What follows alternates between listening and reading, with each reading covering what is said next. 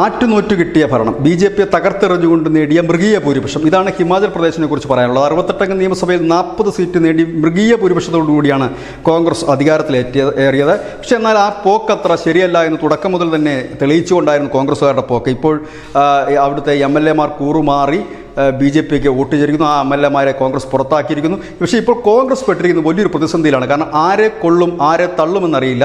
ഏതായാലും തള്ളാൻ ആരെങ്കിലും തീരുമാനിച്ചാൽ അവരെ BJPക്കാർ കൂടെ കൂട്ടും ഭരിക്കുമെന്നുള്ള കാര്യം ഉറപ്പാണ്. അതുകൊണ്ട് ഏത് വിഭാഗത്തെ തള്ളണമെന്നോ കൊള്ളണമെന്നോ അറിയില്ല. കൊള്ളുകയാണെങ്കിൽ പോലും അവർക്ക് കോൺഗ്രസിൽ നിന്ന് പോലും പിന്തുണ കിട്ടാത്തൊരു സാഹചര്യം. ഈ സാഹചര്യത്തിലാണ് ഹിമാചൽ പ്രദേശിൻ്റെ കോൺഗ്രസ് അധ്യക്ഷ പ്രതിഭ സിംഗിൻ്റെ ഒരു പ്രസ്താവന പുറത്തു വന്നിരിക്കുന്നത്. അവർ പറയുന്നത് നമ്മളെക്കാൾ, അതായത് കോൺഗ്രസിനേക്കാൾ മികച്ച പാർട്ടി BJP തന്നെയാണ്. അവർക്ക് ജനങ്ങളുമായി സംവേദിക്കാൻ കഴിയുന്നുണ്ട്. മികച്ച സംഘടനാ പ്രവർത്തനം അവർക്കുണ്ട്. മികച്ച സംഘടനയുടെ രീതിയിൽ തന്നെയാണ് അവർ പോകുന്നത്. പക്ഷേ നമ്മളോ നാൾക്ക് നാൾ ക്ഷയിച്ചുകൊണ്ടിരിക്കുന്നു. നമ്മുടെ സംഘടന വളരെ ദുർബലമായ അവസ്ഥയാണ്. താനിത് പലതവണ ഹൈക്കമാൻഡിന് മുന്നറിയിപ്പ് നൽകിയതാണ്.